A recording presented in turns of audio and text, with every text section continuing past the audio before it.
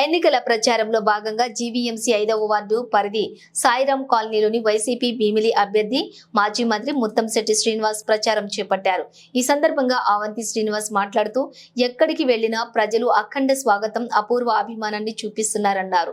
చంద్రబాబు నాయుడు ఎన్ని కుట్రలు పన్నినా, ఎన్ని కూటములతో వచ్చినా మళ్లీ రాష్ట్రంలో జగన్మోహన్ రెడ్డి ముఖ్యమంత్రి కావటం ఖాయమన్నారు. మళ్లీ అధికారంలోకి వైసీపీ వస్తేనే విశాఖకు రాజధాని వస్తుందని ప్రజలు నమ్ముతున్నారని అన్నారు. భీమిలిలో అత్యధిక మెజారిటీ సాధించిన జగన్మోహన్ రెడ్డికి బహుమతిగా ఇస్తానని అన్నారు. అవంతి అనే వ్యక్తికి భీమిలి నియోజకవర్గంలో వస్తున్నటువంటి ఆదరణను చూసి తట్టుకోలేక గంటా శ్రీనివాసరావు ఆయన అనుచరులు రోజుకు ఆరోపణ చేస్తున్నారని వివరించారు. ఈరోజు ఎన్నికల ప్రచారంలో భాగంగా భీమిలి నియోజకవర్గం జీవీఎంసీ మధురవాడలో 5వ వార్డులో సాయిరాం కాలనీ తిరుగుతున్నాం.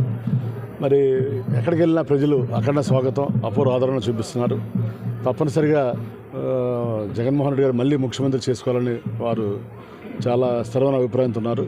కాబట్టి చంద్రబాబు నాయుడు గారు ఎన్ని కుట్రలు పడినా, ఎన్ని కూటములతో వచ్చినా మళ్ళీ అఖండ మెజార్టీతో జగన్మోహన్ రెడ్డి గారు ముఖ్యమంత్రి అవ్వడం ఖాయం. అదే రకంగా భీమిలి నియోజకవర్గంలో కూడా ప్రజలందరూ కూడా మళ్ళీ 5 సంవత్సరాలలో 2,500 కోట్ల రూపాయల సంక్షేమ అభివృద్ధి కార్యక్రమాలు చేశాం.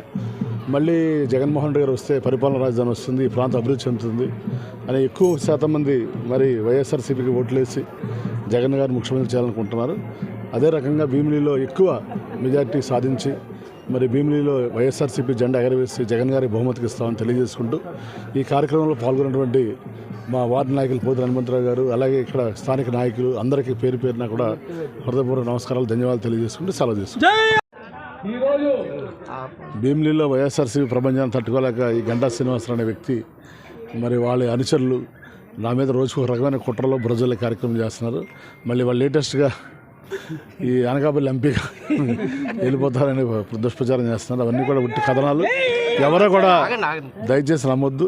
నేను భీమిలి ఎమ్మెల్యేగానే పోటీ చేస్తాను జగన్మోహన్ రెడ్డి ఆదేశాల ప్రకారం తెలియజేసుకుంటూ మళ్ళీ అత్యధిక మేటతో గెలిచి జగన్ గారికి బహుమతికి ఇస్తామని తెలియజేసుకుంటూ సెలవు తీసుకుంటాను. నమ్మొద్దు.